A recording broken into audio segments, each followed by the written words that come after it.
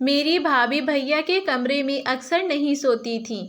अगर किसी रात भैया के कमरे में सोती थी तो अगली सुबह भाभी रोते रोते बाहर निकलती। एक दिन भाभी सोई हुई थी, तभी मैं भाभी की चुन्नी लेकर भैया के कमरे में चली गई और भाभी के बिस्तर पर जाकर सो गई। फिर जो नज़ारा मेरे सामने था वे देखकर मेरे होश उड़ गए, क्योंकि मेरा भाई तो मेरी भाभी के साथ मैंने अपने माँ बाप को कभी नहीं देखा था, क्योंकि मेरे पैदा होने के 3 साल बाद वो दोनों एक कार एक्सीडेंट में मर गए थे।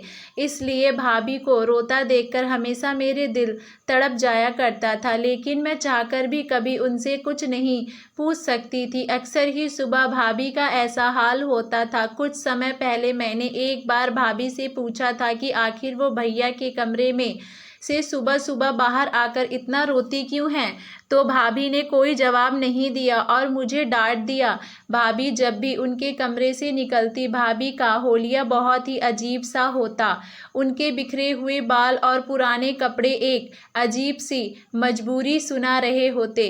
ये सिलसिला कुछ साल पहले से ही शुरू था और जैसे जैसे मुझे समझ आ रहा था, मेरे लिए सब कुछ अचंभित होता जा रहा था। मेरे अंदर एक जुनून सा पैदा हो गया था कि मेरे भैया आखिर मेरी भाभी के साथ रात भर क्या करते हैं। इस सवाल ने मुझे बेचैन कर दिया था। मैं 16 साल की हो चुकी थी और अब बहुत सी बातें अच्छी तरह समझने लगी थी। भाभी का रोता चेहरा देखकर मुझे किसी मजबूरी की चेतावनी लगती थी, लेकिन हैरत की बात ये थी कि जब भाभी कमरे से निकलती तो वे रो रही होती और जब भाई कमरे से निकलते तो उनके चेहरे पर एक दिलकश मुस्कुराहट होती थी और वो कुछ ना कुछ गुनगुनाते रहते थे, जैसे बहुत खुश हों। और भाभी का हाल ऐसा होता था कि भाभी भैया के कमरे से निकलने के बाद दोबारा उनके सामने जाने से भी डरती थीं। वो उनका नाश्ता भी मेरे हाथ ही उनके कमरे में भेज देती, खुद सारा वक्त किचन में खड़ी रहती और आंसू बहाती रहती या तो बाथरूम में बंद हो जाती। भाभी की हालत देख देख कर मुझे बहुत तरस आता था। मैं 12वीं क्लास में पढ़ती थी और नाश्ता देने के बाद मैं अपने स्कूल के लिए घर से निकल जाया करती थी, लेकिन सारा वक्त मेरे दिमाग में भाभी का ख्याल घूमता रहता था। मैंने कभी किसी सुबह भैया को परेशान या बेचैन नहीं देखा था। वो हमेशा ही बहुत खुशी से नाश्ता करने बैठते और उनका चेहरा बहुत खुश दिखता था, जबकि भाभी को देखकर ऐसा लगता कि किसी भी पल भाभी को कुछ भी हो जाएगा। अक्सर मैं नाश्ता बनाते हुए भाभी के शरीर को कपकपाते हुए भी देखती। मेरा दिल चाहता था कि मैं भाभी से पूछूं कि भैया रात को उनके साथ ऐसा क्या करते हैं जो उनका इतना बुरा हाल हो जाता है, मगर भाई के नाम पर भाभी के चेहरे पर खौफ नज़र आने लगता था। भाभी हर रात भैया के कमरे में सोने के लिए नहीं जाती थी, बल्कि वे मेरे साथ ही सोती थी। कभी कभी उन्हें ज़बरदस्ती भैया अपने कमरे में ले जाते थे और भाभी मना करने की कोशिश करती थी, लेकिन भैया उनकी एक ना सुनते। भैया की आवाज़ में मोहब्बत की ऐसी चाशनी घुली होती कि सुनने वाला हैरान रह जाया करता, लेकिन मैं अच्छी तरह जानती थी भैया भाभी को कमरे में ले जाकर यकीनन उनके साथ कुछ गलत करते हैं। किसी भी लड़की के लिए किसी लड़की को रोता तड़पता देखना बहुत ही मुश्किल काम है और मेरा भी ऐसे ही हाल था। ना मैं पढ़ाई पर ध्यान दे पा रही थी और ना ही घर में मेरा दिल लगता था। मेरा दिल चाहता है कि मैं किसी भी तरह अपनी भाभी को भैया के कमरे में ना जाने दूं, लेकिन मैं किसी तरह भैया को मना नहीं कर सकती थी। भाई तो मेरे सामने भाभी के साथ बहुत ही मोहब्बत से पेश आते थे। घर के माहौल ने मुझे इस कदर परेशान किया था कि मैं इम्तिहान में बुरी तरह फेल हो गई। मैंने भाई और भाभी को रिजल्ट नहीं बताया, लेकिन मेरे दोस्त हैरान थीं क्योंकि मैं पढ़ाई में बहुत अच्छी थी। वो बार बार मुझसे पूछने लगी कि मेरा ध्यान कहाँ रहता है। मैंने उससे भाभी और भैया के बारे में बता दिया। तुम्हारे भैया अंग्रेजी फिल्में तो नहीं देखते? शिवानी ने अचानक से सवाल किया। मैं हक्का बक्का से उसे देखने लगी। फिल्म का भला क्या मकसद था। वे अलग निगाहें से मुझे देख रही थी और मैं उसकी बात ना समझ पाई। उसने बात बदल दी, लेकिन मेरी सुई उसकी बात पर अटक गई। आखिर शिवानी ने ये सवाल क्यों पूछा था? मैं घर वापस आई तो भाभी के चचेरे भाई राघव अंकल बैठे हुए थे। वो दोपहर को हमारे घर आते थे। भाभी के बचपन से ही उनसे बहुत अच्छी दोस्ती थी। भाभी बताती थी कि वे दोनों बचपन में एक साथ रहते थे। फिर राघव अंकल अमेरिका चले गए और भाभी की शादी भाई से हो गई। भाभी की शादी को 17 साल हो चुके थे और कुछ साल पहले शायद सब कुछ ठीक था, या फिर मैं ही छोटी और नासमझ थी। लेकिन कुछ साल से मुझे अच्छी तरह भाभी की हालत समझ आने लगी थी। मैं जान गई थी कि मेरा भाई एक अच्छा आदमी नहीं है, वो मेरी भाभी की तकलीफ की वजह है, और इसी बात ने मेरे दिल में अपने भाई के लिए दुश्मनी पैदा कर दी थी। राघव अंकल से हमारी भाभी की बहुत अच्छी दोस्ती थी। वो साल भर पहले ही इंडिया वापस आए थे और भाभी से मिलने के लिए अक्सर आते थे, लेकिन भाभी को उनका आना अच्छा नहीं लगता था। राघव अंकल के जाने के बाद भाभी अक्सर मुझे कहती थी कि अगर तुम्हारे भाई को पता चला कि राघव मिलने आता है तो बहुत बुरा होगा। मैं भाभी को दिलासा देती कि भाई को कैसे पता चलेगा। भाई सुबह काम पर जाते हैं, रात को ही घर आते हैं। मुझे तो राघव अंकल बहुत अच्छे लगते थे। वो हमेशा आते हैं और भाभी का मूड अच्छा करके जाते हैं। मेरे लिए भी बहुत से सामान लेकर आते हैं। भाई की आमदनी इतनी कम थी कि गुजर बसर भी मुश्किल से होता था। रात में मैंने अपना और भाभी का बिस्तर लगाया और भाभी के साथ आंखें बंद करके लेट गई। थोड़ी देर में भाई मेरे कमरे में आए। भाभी मेरे साथ ही सोने के लिए लेटी हुई थी। भाई ने उन्हें साथ चलने को कहा तो भाभी ने दबी दबी आवाज़ों में इनकार किया। मैंने आंखें नहीं खोली थी। मैं सुनना चाहती थी कि भैया भाभी से क्या कहते हैं। चल ना कशिश, मैं तुझे बिल्कुल तंग नहीं करूँगा, वादा।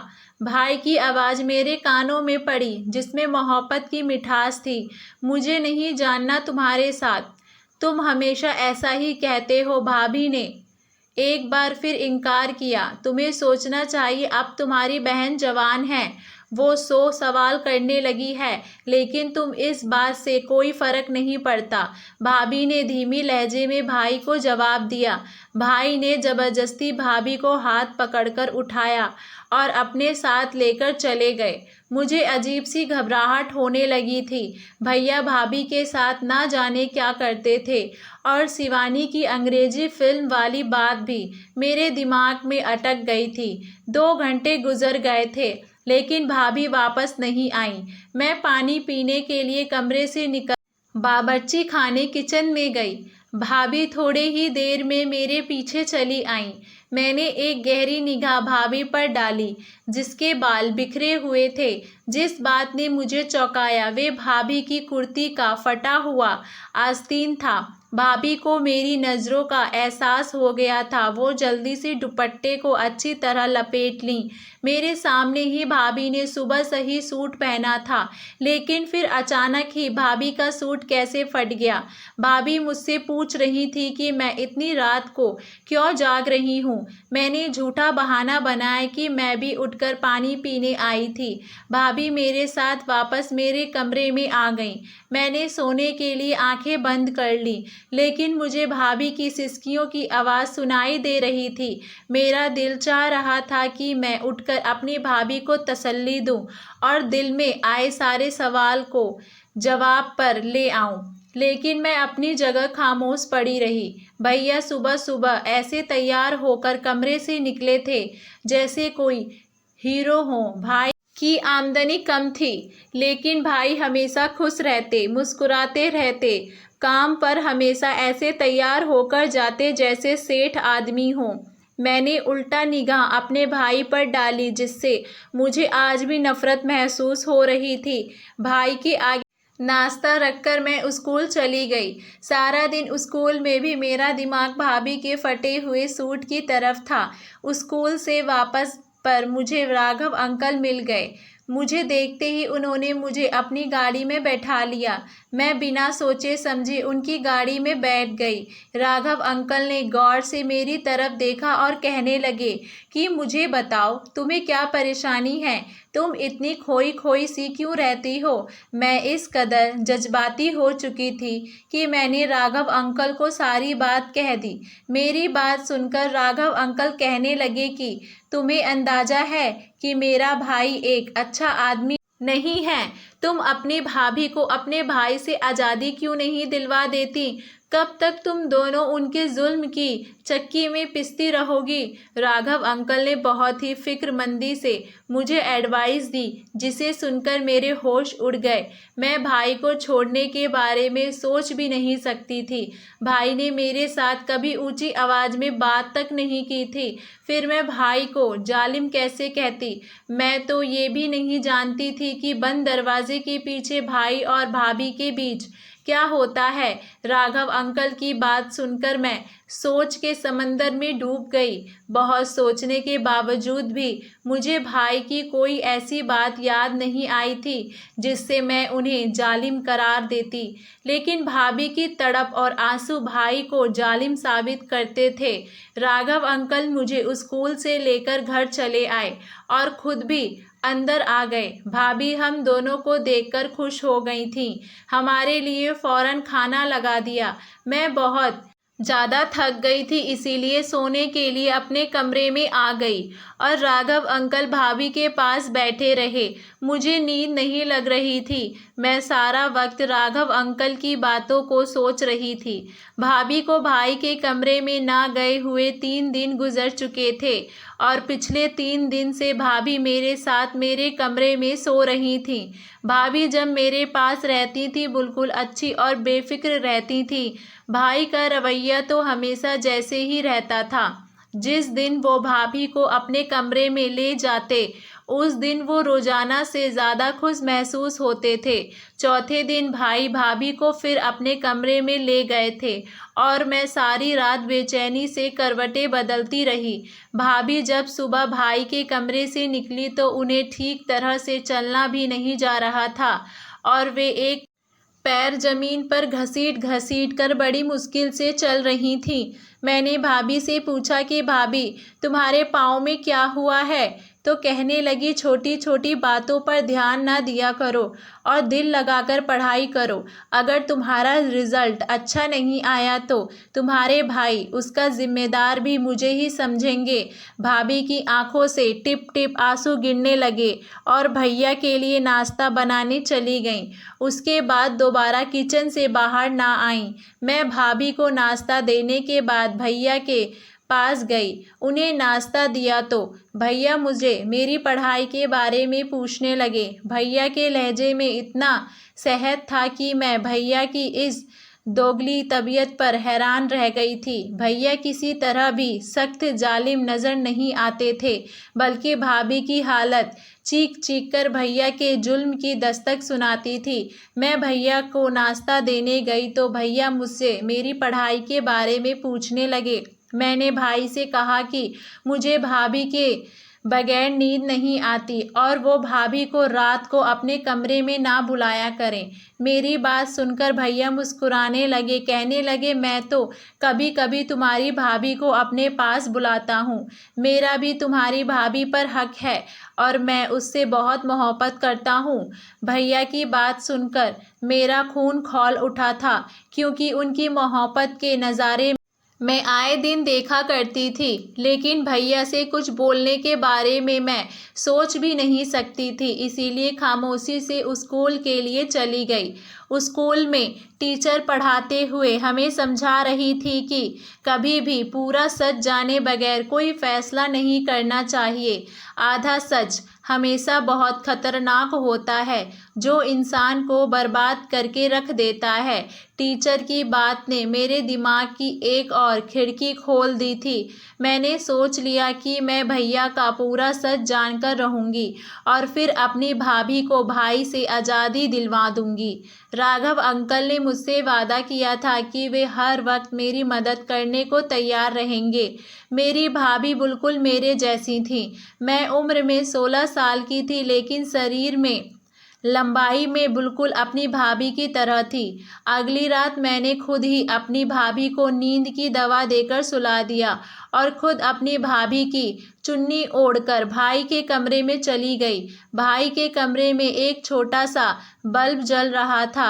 भाई अंधेरे की वजह से मुझे भाभी समझ बैठे थे और कहने लगे कि मेरी खुशनसीबी जो आज तुम चलकर मेरे कमरे में आई है।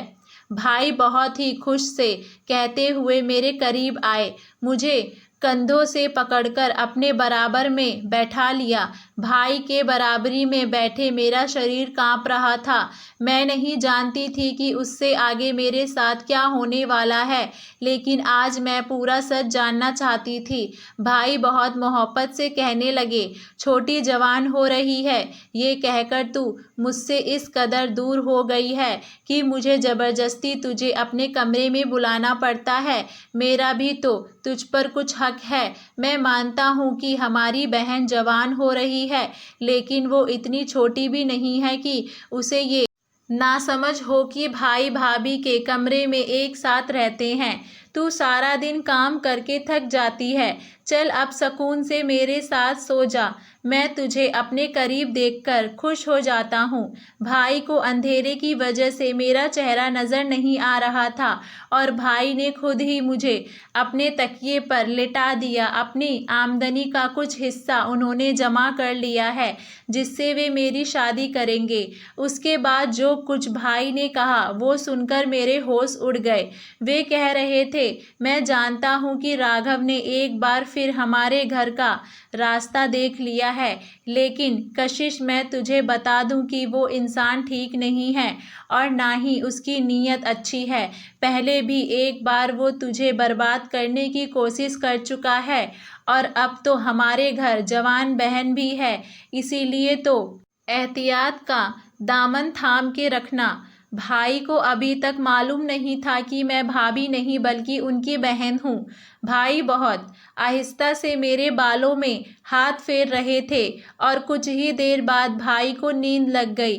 काफ़ी देर तक मैं दम साधे भाई के पास लेटी रही, लेकिन भाई तो बहुत गहरी नींद में सो चुके थे। मैं खामोशी से उठकर कमरे से बाहर निकल आई।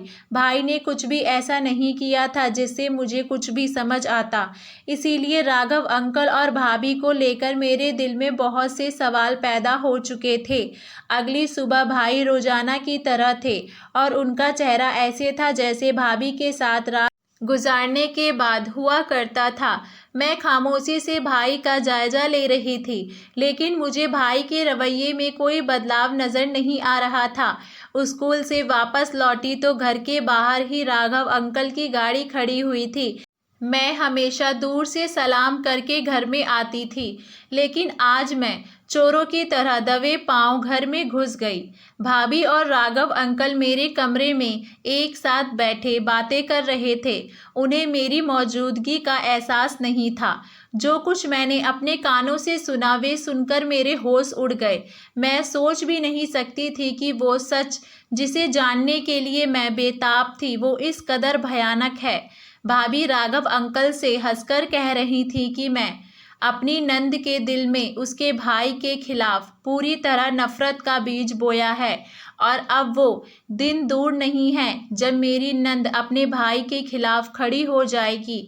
वो ज़बरदस्ती मुझे अपने साथ इस रिश्ते में बांध कर रखा हुआ है, लेकिन अब मैं आज़ादगी चाहती हूँ। वे मुझे कमरे में लेकर जाता है और मुझसे बात करते करते ही सो जाता है, लेकिन जैसे ही मैं बाहर निकलती हूँ तो अपना होलिया खुद ही खराब कर लेती हूँ। मैंने छोटी के दिल में ये बात अच्छी तरह बैठा दिया है कि उसका भाई मुझ पर जुल्म करता है। एक दिन तो मैंने खुद ही अपने सूट का आस्तीन खुद ही फाड़ डाला। मैं चाहती हूँ कि जब मैं उससे आज़ादी की बात करूँ तो मेरी नंद मेरी ढाल बन जाए और मुझे अपनी नंद को छोड़कर उसके घर से ना निकलना पड़े। छोटी तो दुनिया में मेरी बेगुनाही और अपने भाई के जुल्म की दास्तान सुना देगी और मैं छोटी को लेकर तुम्हारी ज़िंदगी में शामिल हो जाऊंगी। राघव अंकल हंसते हुए कहने लगे कि हाँ, मैंने छोटी से भी कह दिया है कि उसे जब भी मेरी मदद की ज़रूरत होगी मैं चला आऊँगा। भाभी राघव अंकल से कहने लगी कि पहले की तरह तुम मेरे साथ बेवफाई ना करना। एक बार पहले भी तुम मुझे बीच रास्ते में छोड़कर चले गए थे। उस वक्त मेरे पति ने मुझे माफ़ करके अपनाया था। राघव अंकल मेरी भाभी का हाथ पकड़कर कहने लगे कि मैं बहुत मजबूरी में तुम्हारा हाथ छोड़ा था, क्योंकि मेरे घर वाले इस बात के बिल्कुल खिलाफ थे कि मैं एक शादीशुदा औरत से रिश्ता करूं। लेकिन अब मुझे रोकने वाला कोई नहीं है। मैं पूरे दिल से तुम्हें अपनाऊंगा और तुम्हारी नंद को हम अच्छे दामों में अमेरिका में बेच देंगे। बस छोटी को किसी भी तरह ये सच पता ना चले कि उसका भाई जालिम नहीं बल्कि हम उसे जालिम साबित करना चाहते हैं। एक छोटी ही है जो हम दोनों को एक करवा सकती है। भाभी ने राघव अंकल को यकीन दिला दिया कि सब कुछ वैसा ही होगा जैसे उन लोगों ने सोच रखा है। वो दोनों हंसते हंसते थक चुके थे और मेरे कदमों तले जमीन निकल गई थी। मेरी भाभी सिर्फ मुझे ही नहीं बल्कि मेरे भाई को भी पूरी तरह धोखा दे रही थी और वे मेरे भाई के घर में बैठकर एक दूसरे आदमी के साथ मिलती थी और नया रिश्ते की बातें कर रही थी। मुझे भाई की बात याद आ गई कि राघव ने पहले भी हमारा घर उजाड़ने की कोशिश की थी। मैं बहुत कुछ जान चुकी थी, इसीलिए कमरे के अंदर दाखिल हो गई। मुझे देखकर भाभी और राघव अंकल चौंक उठे, लेकिन थोड़ी देर में उन्होंने अपने आप पर काबू पा लिया। राघव अंकल ने मेरी तरफ चॉकलेट बढ़ाई। मैंने चॉकलेट पकड़ने के बजाय भाभी की शक्ल देखी और सख्त लहजे में भाभी से पूछा कि आपको मुझे बताना पड़ेगा कि आखिर आपको भाई से क्या मसला है। भाभी जान चुकी थी कि उसके झूठ का पोर खुल चुका है, इसीलिए बिना झिझके भाभी ने मुझे सारा सच बता दिया। भाभी शादी से पहले राघव अंकल से मोहब्बत करती थी, लेकिन राघव अंकल ने उससे शादी करने के बजाय अमेरिका जाकर नौकरी करने लगे और भाभी की मोहब्बत को छोड़कर अपना करियर चुन लिया। बचपन की मोहब्बत में अपना रंग कच्चा ना होने दिया और भाभी के दिल में राघव अंकल की मोहब्बत का रंग बसा रहा। भाभी के घर वालों ने भाभी के लिए भाई को पसंद कर लिया। भाभी जवान और खूबसूरत थीं, जबकि भाई उम्र में 9 साल बड़े थे और भाई सांवले शकल सूरत के मालिक थे, जबकि राघव अंकल हैंडसम थे। भाभी के लिए भाई का रिश्ता घर वालों की मर्जी से था और भाभी ने अपने घर वालों की ज़बरदस्ती पर भाई से शादी तो कर ली, लेकिन वो कभी भाई को दिल से अपना ना पाई। ज़बरदस्ती का ये रिश्ता भाभी के लिए किसी बोझ की तरह था, लेकिन भाभी इस रिश्ते को किसी तरह चला रही थी कि तभी भाभी की शादी के 8 साल बाद राघव अंकल अमेरिका से कुछ दिन के लिए वापस आए, तो उनके दिल में भाभी को देखकर एक बार फिर से जज्बात जाग उठे। भाभी भी बचपन की मोहब्बत और अपने जज्बात के हाथों मजबूर होकर राघव अंकल से चुपके चुपके मुलाकातें करने लगी। लेकिन कुछ ही दिनों में ये बात भाभी की बड़ी मम्मी को पता चल गई और उन्होंने सारे खानदान में भाभी की इज्जत को उछालना शुरू कर दिया। भाई भाभी से सच्ची मोहब्बत करते थे, इसीलिए उन्होंने भाभी को बदनाम से बचा लिया और सारे बातों को झूठा साबित कर दिया। जब भाई ने भाभी का साथ दिया तो सारा खानदान अपने आप खामोश हो गया। बड़ी मम्मी के हाथ मेरी भाभी तो ना आ सकी, लेकिन उन्होंने राघव अंकल पर सख्ती की और उन्हें ज़बरदस्ती वापस भेज दिया। मोहब्बत का जोश जंग की तरह बैठ गया था। उस 1 साल पहले राघव अंकल ने दोबारा जिंदा कर दिया। अंकल हमेशा के लिए इंडिया आ गए थे और एक बार फिर वो भाभी के पीछे दीवाने हो गए थे। भाभी को तो पहले ही दिन से भाई पसंद नहीं थे। हमारे हालत भी कुछ खास नहीं थे, जबकि राघव अंकल के पास अमेरिका का पैसा था और भाभी के लिए भाई को छोड़ना कुछ मुश्किल नहीं था। लेकिन दिक्कत ये था कि भाई मुझसे भी बहुत मोहब्बत करते थे और भाभी मुझे अपने साथ अमेरिका ले जाना चाहती थी।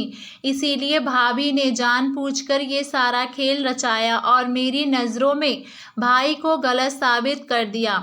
भाभी हमदर्दी बटोरकर मुझे अपने साथ ले जाना चाहती थी, इसीलिए हमारे सामने भाई को जालिम साबित किया और खुद बेचारी बनकर रहने लगी। इतने साल से मैं यही सोच रही थी कि भाई तो कभी ऊंची आवाज़ में हमसे बात तक नहीं किया करते, फिर वो बंद कमरे में भाभी पर जुल्म कैसे कर सकते हैं। मैंने भाभी से साफ साफ कह दिया कि अगर आपको उसके घर जाना है तो आप जा सकती हैं, लेकिन मैं अपने भोले भाले और वफादार भाई को नहीं छोड़ सकती। राघव अंकल जो पहले ही भाभी को 2 बार छोड़ चुके थे, भाभी उनसे न जाने कैसे तीसरी बार उम्मीद लगाकर बैठी थी। मुझे राघव अंकल की आंखों में आज पहली बार अपने लिए सिर्फ और सिर्फ ख्वाहिश दिखाई दे रही थी और मैं जान गई थी कि उस ख्वाहिश को पूरा करने के बाद भाभी उनके किसी काम की नहीं रहेंगी। भाभी ने मुझे आगे से सुनहरे सपने दिखाकर इस बात के लिए मजबूर किया था कि मैं उसके साथ चल पड़ूं और भाई को छोड़ दूं, लेकिन मेरे लिए भाई को छोड़ना इतना आसान नहीं था और मेरे लिए मेरे भाई की सब कुछ था। अगर मेरे सामने सारा सच ना आता तो शायद मैं कुछ गलत फैसला कर बैठती, लेकिन भगवान का शुक्र है कि मैंने अपनी आंखों से सब कुछ देखा था और कानों से सुना था। इसीलिए भाभी अंकल के साथ जाने के लिए राजी थी। लेकिन जब राघव अंकल ने देखा कि मैं किसी तरह उनके काबू नहीं आऊंगी और ना ही भाभी के साथ चलूंगी, तो एक बार फिर भाभी से अपनी राह जुदा करके भाभी को छोड़ गए थे। भाभी को पता चला था कि राघव अंकल भाभी को भी अमेरिका ले जाकर बेचने वाले थे और मेरे साथ भाभी के अच्छे दाम मिल रहे थे, लेकिन जब खरीदारी को पता चला कि मैं उसके काबू नहीं आई हूँ, तो उन्होंने भाभी को खरीदने से मना कर दिया। वो बहुत ही चालाक और मक्कारी इंसान थे। उन्होंने मेरी भाभी की मोहब्बत को पूरी तरह अपने फ़ायदे के लिए इस्तेमाल करने का सोचा था।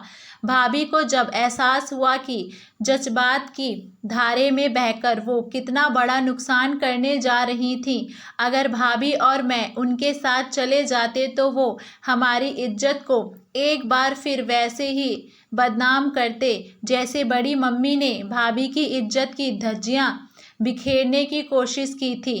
न जाने कौन सा अच्छा काम हम दोनों नंद भाभी के काम आ गई थी कि हम राघव अंकल के चुंगल से निकल गए थे। रात को भैया घर लौटे तो भाभी ने खुद ही भैया के लिए खाना मंगवाया और अपना बिस्तर भी भैया के कमरे में लगा दिया। भैया की खुशी देखने के लायक थी। भैया सच में भाभी से बहुत मोहब्बत करते थे और ये उनकी मोहब्बत ही थी जो वो भाभी की गलतियों को आज तक नज़रअंदाज करते आए थे। इतने सालों में पहली बार भाभी को अपनी गलतियों का एहसास हुआ था और उन्होंने भाई को दिल से अपनाया था। अगली सुबह भाई और भाभी हंसते मुस्कुराते कमरे से बाहर निकले थे और मेरे दिल को एक ठंडक सा एहसास हुआ था। कभी कभी हम प्यार के नाम पर ऐसा धोखा खाते हैं कि किसी को मुंह दिखाने के लायक नहीं रहते। असल मोहब्बत तो विवाह के बाद ही होती है, जिसमें इंसान एक दूसरे का ढाल बनकर एक दूसरे को